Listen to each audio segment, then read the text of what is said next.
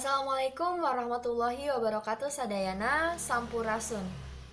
Puji sinareng syukur urang haturkan ka Gusti Allah Subhanahu wa taala pikeun seueur berkah sareng rahmatna sehingga abdi tiasa ngalaksanakeun tugas sakola bahasa Sunda nyaeta macakeun biantara.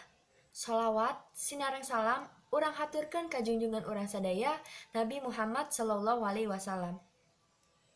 Saderek sadayana sateuacan kana tujuan utama abdi di dieu tepangkeun nami abdi Desvera Yunasti Setiani ti kelas 12 MIPA 3. Dina kasempatan anu berharga ieu izinkan abdi masihan biantara ngeunaan jiwa sehat tanpa pornografi. Ayeuna saha nu teu terang internet. Kemajuan teknologi henteu ngan ukur ngagaduhan pangaruh anu positif pikeun urang sadaya, tapi oge ngagaduhan rea pangaruh negatif. Salah sahijina nyaeta pornografi. Naon teh pornografi? Pornografi teh nyaeta mangrupikeun gambar, gerakan, atanapi anu ngandung eksploitasi seks anu ngalanggar norma kasopanan masyarakat.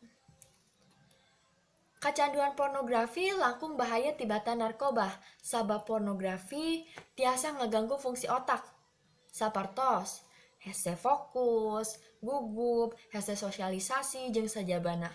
Eta ironis, upami negara ieu paduli pisan ngeunaan fasilitas pejabat negara, ngeunaan gosip, naha katingalina teu paduli ka generasi seterusna anu kecanduan pornografi.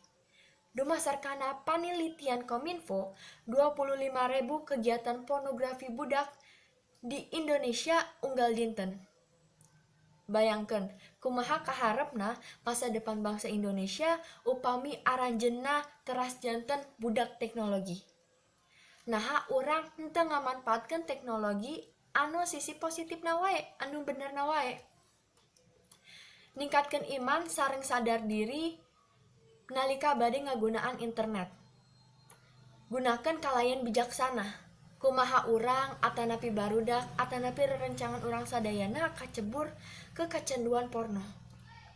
Anu tiasa urang laksanakeun pikeun nyegah barudak kekenaan pornografi nyaeta ngundang segala pihak ti keluarga, sakola, pemerintah sareng swasta kudu kerjasama. Ti pihak keluarga khususna kolot kedah ngiringan ngawasi kegiatan budakna sareng aktif ngabangun komunikasi. Eusian kahirupan ku hal-hal positif, hal-hal anu aya gunana pikeun diri urang, bangsa jeung negara. Nyingkahan kegiatan anu ngan ukur dipikaresapeun sakedap sapertos pornografi sareng narkoba jeung rokok supados dina sepuh urang ngan saukur bakal kaduhung sareng nyalahkeun diri sorangan. Hayu urang sehat secara fisik sareng mental ku ngajauhan pornografi sareng ngagunakeun teknologi kalayan bener.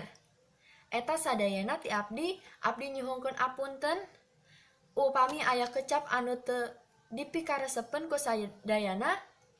Sinia jajan permen 1000-an sanes nyandak acis kalah nyandak daun. Sakitu anu tiasa didugikeun abdi ngucapkeun hatur nuhun.